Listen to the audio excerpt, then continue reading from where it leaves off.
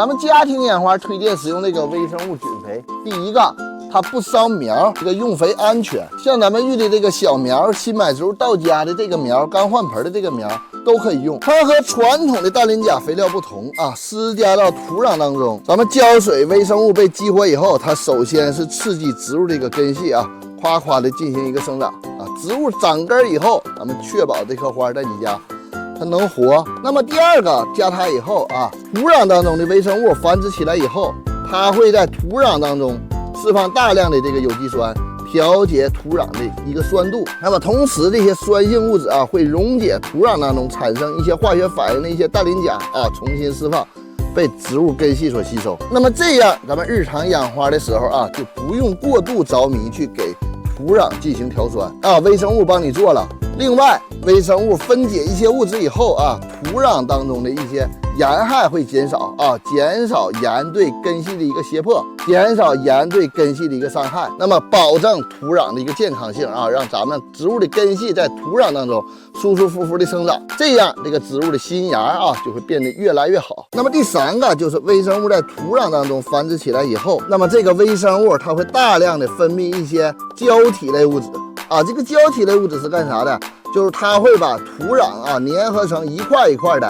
啊，保证土壤当中的一些空气结构，增加土壤的一个透水性、排水性、透气性以及对肥力的一个保肥性。那么第四个就是土壤当中的有一些益生菌繁殖起来以后啊，那么它会通过竞争的形式抑制土壤当中的一些致病菌的一个繁殖啊，变相的、间接的预防土壤当中的一个病害。四大功能集合在咱们开发整根肥上。施肥我分土里和叶片啊，叶片用速效的氮磷钾，土里就用微生物有机肥，保证土的健康性，让根系源源不断的进行生长，这样植物它才有能量、有能力去吸收更多的水，吸收更多的氮磷钾的一个含量。咱们家庭养花、室内养花啊，咱们必备的一个肥料啊，保证土壤的一个健康性，后期植物越养越好养。别忘了点亮关注啊！微生物菌肥它使用的时候注意几个禁忌啊，这样它才能够完全发挥效果。首先，这个菌肥它起作用的逻辑是什么？就是这个颗粒里边含有大量的土壤益生菌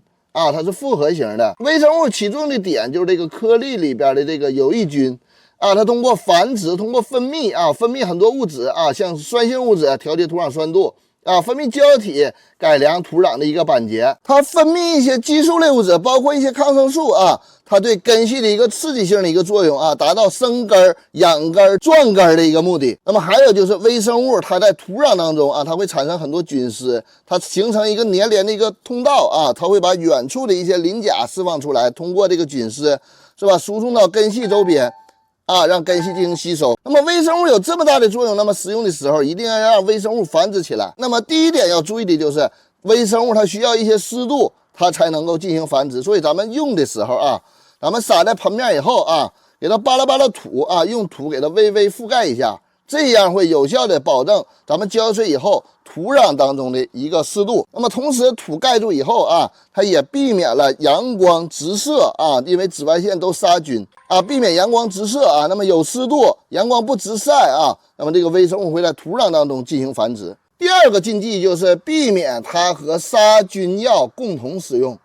啊，如果说你感觉我的植物有问题，我需要杀菌啊，我需要给土壤进行一个杀菌，你用峨眉灵、多聚灵各种灵啊，你浇土以后，你不能同时用它啊，你需要浇过2到3次清水以后，周期大概10到15天以后，咱们再去使用啊。那么第三个禁忌就是这个菌肥啊，你不要和无机盐类的这个肥料同时使用啊，因为无机盐对微生物它有一定的抑制作用，是吧？咱们要穿插开去使用。注意以上几点，这个菌肥啊，它会在土壤当中大量的、快速的进行繁殖，大概20分钟左右，它繁殖一代。这个微生物大量繁殖起来以后啊，它的分泌物咔咔的刺激根系的一个生长啊，这时候你植物新叶会给你表现，你不用拔根看它长没长根。另外的话啊，它调节土壤酸度，不用去额外调酸啊，包括土壤板结啊，土会增加透气性，增加淋水性，那么这样才能达到它的一个作用的最大化。